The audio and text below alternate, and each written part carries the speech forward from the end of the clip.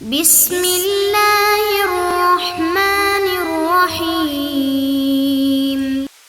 الحمدللہ وکفا والصلاة والسلام علی من لا نبی بعدہ اما بعد۔ عزیز طلبہ اکرام، اللہ تعالیٰ سے امید ہے کہ آپ سب خیر و عافیت سے ہوں گے۔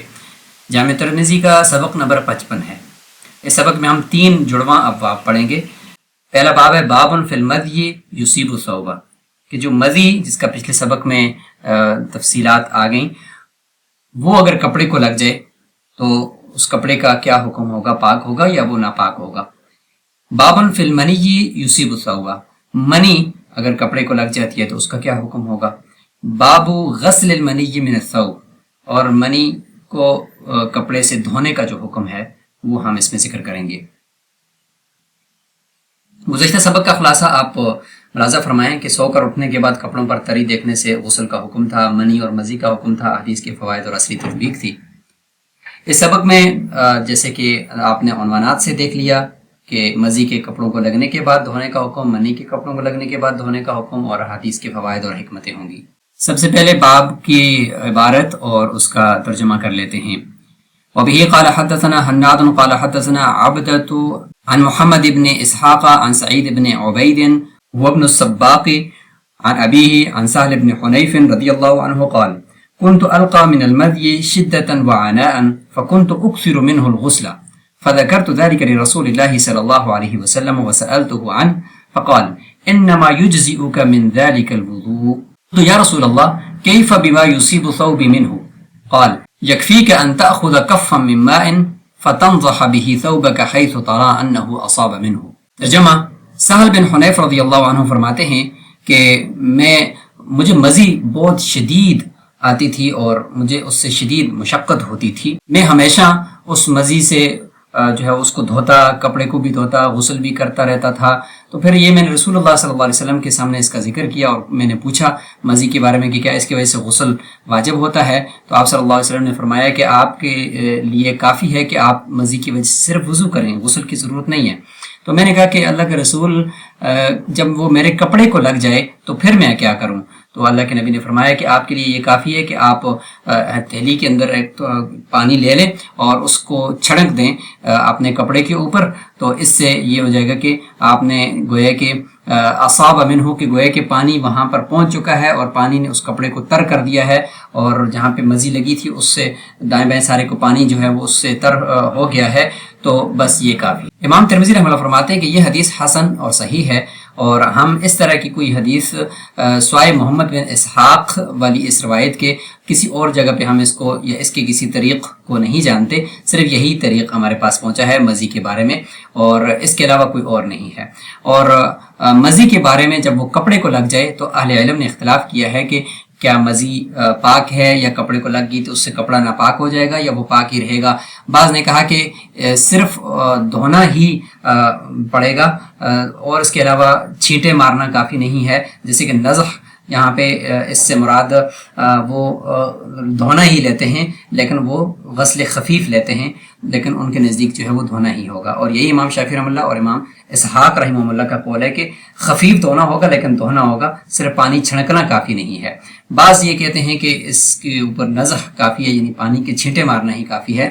امام احمد رحمہ اللہ فرماتے یجزئ النضح بالماء، کہ پانی کے ساتھ اس کے چھینٹے مار کر اس کو تر کر دینا کپڑے کو، یہ کافی ہوگا۔ اب اگلے باب کو بھی پڑھ لیتے ہیں، منی کے باب کو۔ باب فی المنی یصیب الثوب، وبه قال حدثنا حناد قال حدثنا ابو معاویہ عن الاعمش عن ابراہیم عن حمام بن الحارث قال ضاف عائشة رضی اللہ عنها ضيف فأمرت له بملحفة صفراء فنام فيها فاحتلم فاستحيا أن يرسل إليها وبها أثر الاحتلام فغمسها في الماء ثم أرسل بها فقالت عائشة رضي الله عنها لما أفسد علينا ثوبنا إنما كان يكفيه أن يفركه بأصابعه وربما فركته من ثوب رسول الله صلى الله عليه وسلم بأصابعه۔ ترجمہ کر لیتے ہیں کہ حمام بن حارث فرماتے ہیں کہ حضرت عائشہ رضی اللہ عنہ کے پاس ایک مہمان تشریف لائے، اور حضرت عائشہ رضی اللہ عنہ نے فرمایا کہ اس کے لیے وہ زرد کلر کا لحاف جو بستر کے طور پر استعمال ہوتا ہے وہ اس کو دیا جائے، تو وہ اس کے اندر سو گیا، لیکن اس کو رات کو احتلام ہو گیا، تو وہ شرمایا اس بات سے کہ وہ اس کپڑے کو اس حالت میں واپس کرے کہ اس کے اوپر احتلام یعنی منی کے اثرات ہوں، تو اس نے اس کو پانی کے اندر ڈبو دیا. ڈبونے کے بعد پانی سے نکال کر یعنی دھو کر اس کو حضرت عائشہ رضی اللہ عنہا کی طرف بھیج دیا. حضرت عائشہ فرماتی ہیں کہ جب انہوں نے کپڑے کو دیکھا تو فرمانے لگی کہ کیوں اس مہمان نے ہمارے کپڑے کو ہمارے لیے خراب کر دیا. اس کے لیے کافی تھا کہ وہ منی کو کھرچ دیتے اپنی انگلی کے ساتھ، اپنی انگلیوں کے ساتھ اس کو کھرچ دیتے اور رگڑ دیتے، تو اس سے وہ صاف ہو جاتا اور کپڑا پاک بھی ہو جاتا اور صاف بھی ہو جاتا. اور فرماتی ہے کہ میں خود رسول اللہ صلی اللہ علیہ وسلم کے کپڑے سے منی کو کھرچتی تھی اپنی انگلیوں سے. امام ترمذی رحمہ اللہ فرماتے ہیں کہ یہ حدیث حسن صحیح ہے، اور یہی فقہا سفیان ثوری، امام احمد، امام اسحاق اور دیگر کا قول بھی ہے. فرماتے ہیں کہ منی کے اندر جب وہ کپڑے کو لگ جائے تو اس کو کھرجنا یہ کافی ہو جائے گا، اگرچہ اس کو نہ بھی دھوئے تو کھرجنا ہی کافی ہو جائے گا. اور یہی روایت منصور سے بھی ہے، ابراہیم سے بھی ہے، امام ابن الحارث سے بھی ہے عن عائشہ رضی اللہ عنہا.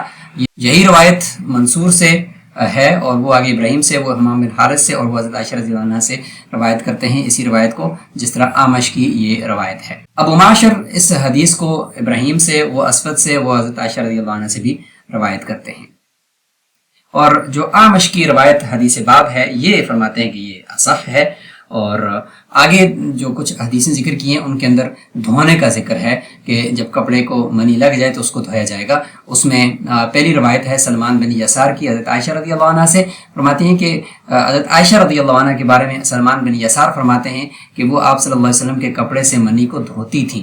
امام ترمذی فرماتے ہیں کہ یہ حدیث حسن اور صحیح ہے. اور حضرت عائشہ رضی اللہ عنہ کی حدیث کہ وہ منی کو آپ صلی اللہ علیہ وسلم کے کپڑے سے دھوتی تھی، فرماتے ہیں کہ یہ فرق والی یعنی کھرجنے والی حدیث کے مخالف نہیں ہے. امام ترمذی فرماتے ہیں کہ اگر کھرجنا کافی ہو جائے یعنی منی خشک ہو تو پھر مستحب ہے یعنی جائز ہے مرد کے لیے کہ وہ اس کو کھرجے. اور یہ بھی ہے کہ اس کھرچنے سے کپڑے کے اوپر جو اثر ہے منی کا وہ دکھائی نہ دے تو پھر کھرچنے سے کام چل جائے گا اور کھرچنا کافی ہو جائے گا. اور اگر اس سے نہیں اثر ظاہر ہو رہا تو پھر دھونا ہی پڑے گا. تو لہٰذا یہ حدیث امام ترمذی رحمہ اللہ فرماتے ہیں کہ یہ کھرچنے والی حدیث یعنی فرق والی حدیث کے مخالف نہیں ہے. ابن عباس رضی اللہ عنہ فرماتے ہیں کہ منی جو ہے یہ ریٹ کی طرح ہے جو ناک سے بہتا ہے اسی کی طرح ہے، لہٰذا اس کو اپنے کپڑے سے یا اپنے جسم سے دور کر دو. ولو بھی اذخرتن چے جائے کہ اذخر ایک گھاس ہوتی ہے جو اچھی طریقے سے کپڑے سے یا چیزوں سے وہ مانج کر وہ صاف کر لیتی ہے، تو اس سے بھی آپ صاف کر سکتے ہو. آگے یہاں پر جو نسخہ ہے علامہ احمد محمد شاکر کا، تو یہ جو حدیث ہے اس کے اوپر انہوں نے باب قائم کیا ہے، باب غسل المنی من الثوب. یہاں اس کے اوپر ایک الگ باب قائم کیا ہے. اور اسی طریقے سے احمد محمد شاکر کے اور شعیب ارناؤت کے نسخے میں جو صحیح فرمایا ہے صحیح اسی جگہ پر آگے وفی الباب یعنی ابن عباس کا ذکر بھی موجود ہے. حدیث باب کے راویوں کے حالات دیکھ لیتے ہیں. عبدہ، یہ عبدہ کون ہے؟ تو فرماتے ہیں عبدہ بن سلمان الکلابی ہیں اور ابو محمد کوفی ہیں، ثقہ راوی ہیں. محمد بن اسحاق یہ بھی ثقہ ہیں لیکن مدلس ہیں. سعید بن عبید، یہ عبید تصغیر کے ساتھ ہے اور فرماتے ہیں کہ یہ سعید بن عبید یہ ابن السباق، یہ شدت و محدہ یعنی با کے تشدید کے ساتھ ہے. اور سعید بن عبید بن سباق عن ابیہ سے مراد وہی عبید بن سباق ہیں اور مدنی ہیں. سہیل بن حنیف بن واہب الانصاری الاوسی یہ صحابی ہیں، اہل بدر میں سے ہیں اور حضرت علی رضی اللہ عنہ کے بعد بصرہ کے خلیفہ بھی رہے ہیں اور اپنی خلافت کے دوران ہی ان کا انتقال بھی ہوا تھا. سلمان بن یسار الہلالی المدنی یہ حضرت میمونہ کے آزاد کردہ غلام بھی ہیں اور بعض نکاح کی ام سلمہ کے ہیں. یہاں پہ مزی کے بارے میں اس کی تعریف بھی کی گئی ہے کہ ایسی تری جو چکناٹ والی ہو اور ذکر یعنی انسان کے اعلی تناسل سے نکلے جب وہ اپنی عورت سے ملاعبت کر رہا ہو.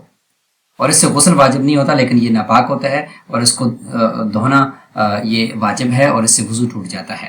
ضاف عائشہ ضیف، اس کا مطلب ہے نزل علیہا. ضافہ کا معنی کہ وہ مہمان ادھر تشریف لے گئے یعنی وہاں پہ حضرت عائشہ رضی اللہ عنہ کے گھر پہنچے. زفتہ و اضیفہ یہ اسی باب سے ہیں. ملحفہ، قاموس کے اندر ملحفہ یہ لحاف یعنی کتاب سے ہے جس کو انسان لپیٹ کر سوتا ہے. لحاف، لباس یہ ایک ہی وزن پر ہیں. اور اس طریقے سے دثار. اثر الاحتلام یعنی اثر المنی. یفرکہ کا معنی ای یدلکہ یعنی اس کو رگڑنا اور کھرچنا. اب مزی کے حکم کے بارے میں ائمہ فقہا کے اقوال دیکھ لیتے ہیں۔ تو جمہور ائمہ، امام ابو حنیفہ، امام مالک، امام شافعی رحمہ اللہ، یہ سب فرماتے ہیں کہ مزی نجس ہے، جیسے پیشاب کی طرح۔ امام احمد رحمہ اللہ سے کچھ روایات ہیں۔ ایک روایت یہ ہے کہ یہ پیشاب کی طرح جیسے جمہور کا قول ہے، اور دوسری روایت یہ ہے کہ یہ منی کی طرح ہے، اور تیسری روایت یہ ہے کہ اس کے اندر بس صرف چھینٹے مار دینا ہی کافی ہے، جیسے حدیث باب کے اندر آیا ہے، اس سے وہ دلیل پکڑتے ہیں، اور یہ سارے اقوال کا خلاصہ ہے۔ اسی طرح سے جمہور کا استدلال اگر ہم دیکھتے ہیں تو جمہور استدلال کرتے ہیں کہ مزی اگر کسی کپڑے کو لگ جائے یا جسم کو لگ جائے تو اس کو دھونا ہی پڑے گا، اور اس کے اوپر صرف چھینٹے مارنا کافی نہیں ہے۔ وہ حضرت علی رضی اللہ عنہ کی حدیث ہے صحیح بخاری کے اندر، اور اس میں الفاظ ہیں اغسل ذکرک، تو اس سے پتہ چلا کہ دھونا پڑے گا۔ اور والحکم وان لم یکن فی الثوب، اگرچہ یہ تو جسم کا ہے لیکن دھونے کا جو امر ہے یہ نجس ہونے کی علامت ہے، نجس تھا تو اسی لیے دھونے کا ذکر ہوا، تو اس سے پتہ چلتا ہے کہ مزی جو ہے وہ نجس ہے، لہذا دھونا ہی لازم ہے۔ اب آتے ہیں کہ منی کے پاک ہونے یا ناپاک ہونے سے متعلق، یعنی منی اگر کسی برتن میں گر جائے قطرہ اس کا، تو کیا اس سے وہ برتن کا وہ پانی ناپاک ہو جائے گا، یا کسی کپڑے کو لگ جائے تو کیا وہ کپڑا ناپاک ہو جائے گا؟ اس معنی میں یہ اختلاف ہے، جس میں امام شافعی، امام احمد، یہ ان کے اصح قول کے مطابق، اور امام اسحاق کے نزدیک منی جو ہے وہ طاہر ہے، لہٰذا اگر کپڑے کو لگ گئی تو کپڑے کو ناپاک نہیں کرتی وہ، البتہ کپڑے کو جو دھونا ہوتا ہے وہ نظافت کی وجہ سے دھونا پڑے گا، نہ کہ اس کے نجاست کی وجہ سے۔ صرف صفائی رکھنے کے لیے کپڑے کو دھونا پڑتا ہے، نہ کہ اس کے ناپاک ہونے کی وجہ سے۔ اور فرماتے ہیں کہ حضرت علی رضی اللہ عنہ سے، سعد بن ابی وقاص، حضرت عبداللہ بن عمر اور حضرت عائشہ رضی اللہ عنہ سے بھی یہ روایت ہے۔ امام ابو حنیفہ، امام مالک، امام ثوری، امام اوزاعی، لیث، حسن بن حی، یہ سب یہ فرماتے ہیں کہ منی نجس ہے، الا یہ کہ امام ابو حنیفہ رحمہ اللہ فرماتے ہیں کہ اگر خشک ہے تو کھرچنے سے کافی ہو جائے گا، اور کھرچنے سے وہ کپڑا یا وہ برتن پاک ہو جائے گا، بشرط ہے کہ اس کا اثر جو ہے وہ وہاں پہ دکھائی نہ دے۔ اور یہی امام احمد رحمہ اللہ کی بھی ایک روایت ہے، جبکہ امام مالک، امام اوزاعی فرماتے ہیں کہ کھرچنا کسی بھی صورت میں، چاہے وہ خشک ہو یا تر ہو، وہ کافی نہیں ہے، بلکہ دھونا ہی پڑے گا، جس طریقے ساری نجس چیزوں کو دھونا پڑتا ہے۔ اور دھونے کے بارے میں عمر فاروق، انس بن مالک، حضرت ابو ہریرہ، سعید بن مسیب، ان سب سے روایات بھی موجود ہیں جو فقہ کی کتابوں کے اندر بھی تفصیل سے ہیں اور حدیث کی کتابوں میں بھی موجود ہیں۔ اب پہلا فریق جو منی کو پاک سمجھتا ہے، ان کے نزدیک حدیث باب جو ہے وہ استدلال ہے۔ وہ فرماتے کہ اگر منی ناپاک ہوتی، نجس ہوتی، تو پھر کھرچنا کافی نہ ہوتا، پھر بلکہ دھونا لازمی ہوتا۔ لیکن جب آپ صلی اللہ علیہ وسلم نے کھرچنے کے بعد اسی کپڑے کے اندر نماز بھی پڑھی ہے، اور حضرت عائشہ رضی اللہ عنہ کے حدیث بھی موجود ہے، تو اس سے پتہ چلا کہ منی وہ ناپاک نہیں ہوتی، لہٰذا آپ صلی اللہ علیہ وسلم نے اسی کپڑے کے اندر نماز پڑھی ہے۔ دوسرا فریق یہ جواب دیتا ہے کہ دیکھیں، کہیں پر بھی کسی بھی جگہ پر یہ بات ثابت نہیں ہے کہ کپڑے کے اوپر منی لگی تھی، جسم کے اوپر منی لگی تھی، لیکن اسی کے ساتھ جا کر نماز ادا کر دی۔ کہیں پہ دھونے کا ذکر ہے، کہیں پہ پوچھنے کا ذکر ہے، کہیں پہ کھرچنے کا ذکر ہے، کہیں پہ رگڑنے کا ذکر ہے، لیکن کہیں پہ ایسا نہیں ہے کہ منی تھی اور اس کے ساتھ جا کر نماز پڑھ لی۔ تو یہ اس بات کے اوپر دلالت کرتے ہیں کہ منی نجس ہے، اسی وجہ سے تو اس کی یہ سارے پاک کرنے کے سارے طریقے ذکر کیے گئے ہیں۔ اگر یہ پاک ہوتی تو کم از کم ایک مرتبہ تو بیان جواز کے لیے منی لگے ہوئے کپڑوں کے ساتھ نماز پڑھی جاتی، تاکہ پتہ چل جاتا کہ منی جو ہے وہ ناپاک ہے۔ جبکہ بہت سارے تابعین سے بھی نماز لوٹانے کے اقوال ملتے ہیں کہ جب انہوں نے ایسے کپڑے کے اندر نماز پڑھ لی جس کے ساتھ منی لگی ہوئی تھی۔ اور یہاں پر بہت ساری احادیث دھونے کے حوالے سے بھی ہیں، جیسے کہ حدیث باب کے اندر بھی ہم نے 2 احادیث کو ذکر کیا، اور یہاں پہ کچھ احادیث ایسی بھی ہیں جن میں دھونے کا ذکر موجود ہے۔ تو یہ کل 5 بڑے بڑے دلائل ہو جاتے ہیں جو مرفوعات ہیں، اور وہ احادیث حضرت عائشہ، حضرت میمونہ، ام حبیبہ، عبداللہ بن عمر اور حضرت عائشہ رضی اللہ عنہا کی 2 احادیث جو ہیں وہ موجود ہیں۔ مشکل الفاظ کے معنی کو بھی دیکھ لیتے ہیں، جیسے کہ کنت القى من المدی شدتا وعناء، اس کو بھی ہم دیکھتے ہیں۔ تو اس کے بارے میں کہ عناء مد کے ساتھ ہے، رنج یعنی مشقت، یہ اس کا معنی میں ہوگا۔ سبق میں موجود جو احادیث ہیں ان کے فوائد بھی دیکھ لیتے ہیں اور حکمتیں دیکھ لیتے ہیں، جیسے کہ آپ یہاں پہ نوٹ فرما لیں کہ دین اسلام نے مزی کی نجاست میں تخفیف کر کے امت کو کثرت غسل کی مشقت اور وہم سے بچایا۔ منی اگر کپڑے پر لگ کر خشک ہو جائے تو اسے پانی سے دھونے کے بجائے محض خرچ دینا ہی طہارت کے لیے کافی ہے جب وہ خشک ہو جائے۔ اس میں اماں کا اقوال ہمیں ایک سمجھ آ گیا، اس میں ائمہ کے یہ اقوال بھی سمجھ آ گئے۔ حضرت عائشہ رضی اللہ عنہ کا عمل ثابت کرتا ہے کہ افضل اور بہتر یہ ہے کہ کپڑے پر نجاست کا نشان باقی نہ رہے۔ میزبان کی چیزوں کی حفاظت لازم ہوتی ہے، جیسے کہ حضرت عائشہ نے کپڑا چادر خراب ہونے پر مہمان کی اصلاح کی۔ صحابہ کرام مسائل پوچھنے میں شرم محسوس نہیں کرتے تھے، جیسے کہ سعد بن حنیف نے اپنی تکلیف کا کھل کر ذکر کیا۔ عصری تطبیق کو بھی ہم دیکھتے ہیں کہ نوجوانوں کو طہارت کے معاملے میں وسوسوں کا شکار ہونے کے بجائے شریعت کی آسان رخصتوں پر عمل کرنا چاہیے۔ جدید دور میں سفر یا پانی کی قلت کے دوران اگر کپڑے پر منی خشک ہو جائے تو اسے دھونے کے بجائے کھرچ لینا کافی ہے۔ یہ ایک قول سمجھ میں آ گیا کہ ایک مجبوری میں یہ کیا جا سکتا ہے۔ اور اس کے علاوہ یہاں پر یہ عصری تطبیق کے مفید آپ جملے نوٹ فرما لیں۔ یہ سوالات اپنے پاس نوٹ فرما لیں، ان کے جوابات آپ کمنٹ باکس کے اندر ضرور دیجیے گا۔ اور سبق کا خلاصہ ایک نظر دیکھ لیں۔ اسی کے ساتھ ہمارا یہ سبق نمبر 55 مکمل ہوا۔ السلام علیکم ورحمۃ اللہ وبرکاتہ۔